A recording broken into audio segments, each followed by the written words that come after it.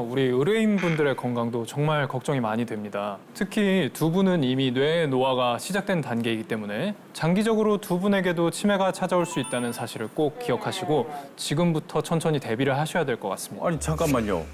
아니 이분들도 이미 뇌 노화가 시작이 됐다고요? 저야 나이가 있으니까 그런가 보다 했지만 이렇게 심각할 거라고 생각 못했죠. 그러니까요. 특히 김혜정 의뢰인은 최근에 그 깜빡깜빡하는 일도 좀 잦아졌다고 하셨잖아요. 근데 내 나이가 되면 다 이렇지 이런 식으로만 생각하고 맞아요, 넘기시면 기억을 담당하는 뇌의 부분이 점점 줄어들면서 뇌 사이사이에 구멍이 뚫리고 그대로 알츠하이머성 치매까지 이어질 가능성이 있습니다.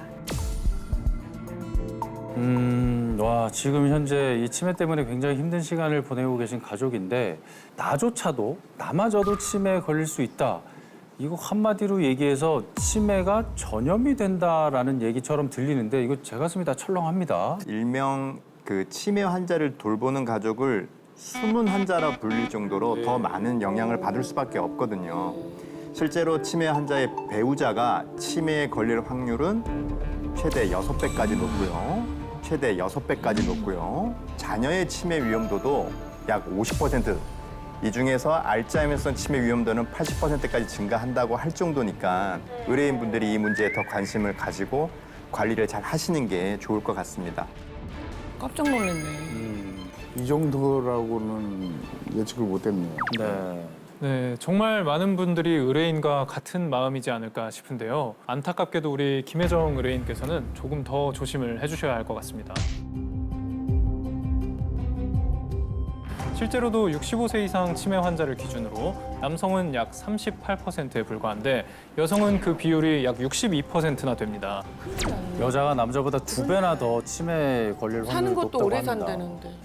근데 뭐 사실 그거는 우리 의뢰인분들뿐만 아니라 저조차도 사실 이건 예외는 아니다 이런 생각이 들거든요. 그러니까 모두가 치매에 걸릴 확률이 있다. 맞아요. 실제로 우리 주위에서도 고령화 시대로 접어들면서 그 어떤 병보다 치매가 무섭다 네. 이런 분들 정말 많으시거든요. 한국인이 가장 중요하게 생각하는 장기 1위가 바로 뇌였고요. 아, 네. 뇌 건강에 가장 영향을 주는 장기도 뇌라고 답한 사람들이 가장 많았어요. 근데 문제는 다들 치매를 두려워하고 걱정하시는 데에 비해서 아무런 대책을 세우지 않고 있다는 거죠. 모르니까요. 뭘 어떻게 해야 될지 모르니까. 네. 특히 중년분들 인지기능 저하를 건망증으로 치부하는 경향이 있는데 이거 경도인지장애라고 하는 치매 전 단계일 수도 있기 때문에 방치하시면 큰일 납니다. 치매 전 단계라고요?